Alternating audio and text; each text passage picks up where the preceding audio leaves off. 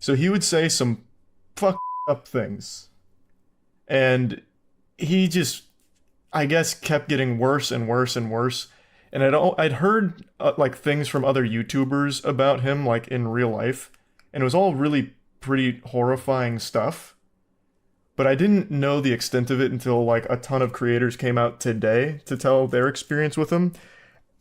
It's f***ing awful. Whatever he found destroyed his mental state and created a monster. And as allegations have mounted, people have used that as kind of a green light to mock his death, to make tons of memes and jokes about it. I mean, if you search up his name on X, it's some of the first stuff that you'll see, which has sparked a whole different layer of conversation and debate about whether that's okay, warranted, appropriate, or just outright horrific. You know, as of recording, a lot of this is still playing out. And so in the meantime, especially if you are people that were familiar with Twomad, the space, the general scene, I'd love to know your thoughts on this situation, and also your response to the reactions that we've seen thus far. And then Time Magazine just put out this very in-depth profile of MrBeast, and it paints a very big and like adventurous, but also messy and concerning picture. Right? They dive into the insanity of his schedule, the success, all the numbers, and with that, sharing an image of a Jimmy Donaldson that's just going from one thing to the next. Right? Like at one point, they talk about producer Kyle Bennett, and he's explaining the 1,000 spider challenge, but then all of a sudden, he stops and look around, and he's lost his audience, Jimmy Donaldson, saying he has just quietly left the room, with Bennett saying, classic. With time going on to say Donaldson is supposed to be showing a reporter and a film crew of one around the set for the next in his series of wildly popular videos, going on to describe all the things that are set up and saying Donaldson's not happy. He's been away on another shoot for 11 days and he's not thrilled with the progress of this one, with Jimmy saying, I'm not really good at these things. With at times the piece touching on not only the crazy views, but the schedule that they're putting these videos out on, and also the scale of those videos. And then with that, the Time piece kind of pivots, with him saying Time spoke to a dozen former MrBeast employees, and while all admired Donaldson and his vision, they found that the company's attention to detail slipped when it came to adhering to safety norms or maintaining a healthy work culture, and adding many had signed NDAs and would not go on the record for fear of angering a powerful company. But with it, you had one creative producer who worked with MrBeast in 2023 saying they view safety as like being overly cautious or a weakness, saying that he helped produce the Train versus Giant Pit video and was concerned about safety there, and when he suggested using OSHA protocols, he claimed, I was told we don't need to worry about that. Meanwhile, you had others claiming they were asked to work with explosives and heavy machinery with little training on little notice, also saying one person would even update a board days without an accident every day. Several producers also saying there was pushback around hiring stunt experts, with one person even claiming to have been let go from their job for pushing for safety, though notably a spokesperson for the company said no one's ever been let go for that reason. And that spokesperson also adding safety is incredibly important and taken very seriously, noting that there are medics on every set and saying that the company is OSHA compliant. So that was a big aspect of the piece, but there were also people saying that while they had no issues with Jimmy, the company culture itself is toxic. One producer saying that there was a lot of bullying, saying people are experiencing enormous amounts of stress. There's a lot of fear that you can be fired at any moment. Because clear feedback isn't given, it's hard to know whether that's going to happen. The piece also talks about MrBeast's mom actually working for the company herself as the chief compliance officer, though in this piece, many said that she's really akin to HR, though notably, a spokesperson said she is not. You also had one filmmaker who worked with MrBeast saying he actually approached her to say, quote, I'm going to tell you right now that if the company keeps treating people the way it's been treating people, Jimmy is going to have no one left to work for him. Though notably with all this, you had a spokesperson for the company telling Time, the company has high standards for performance and not everyone is best suited for this work. Though also with this, it is worth noting that like this wasn't some mega hit piece. They talked about a lot of stuff in this, and there are things that people are like pulling from it. But you also have things like with people like Chris Tyson. And Chris, who transitioned last year, told Time, this building we're in was one of the first places that I was able to feel comfortable enough to present as my authentic self. There are also interesting aspects about MrBeast's life and business, noting that his fame has taken a toll on how he lives his life. He barely goes out in public much to avoid mobs and crowds. He also doesn't see himself as rich, but that's also because with everything that he makes, he's reinvested. In his production company, that actually didn't churn a profit in 2023. Apparently, they don't expect that to change this year. And in fact, saying that 70% of revenue comes from Feastables. But ultimately, you know, that is where we are on this. And the profile is very big, so if you're interested in a true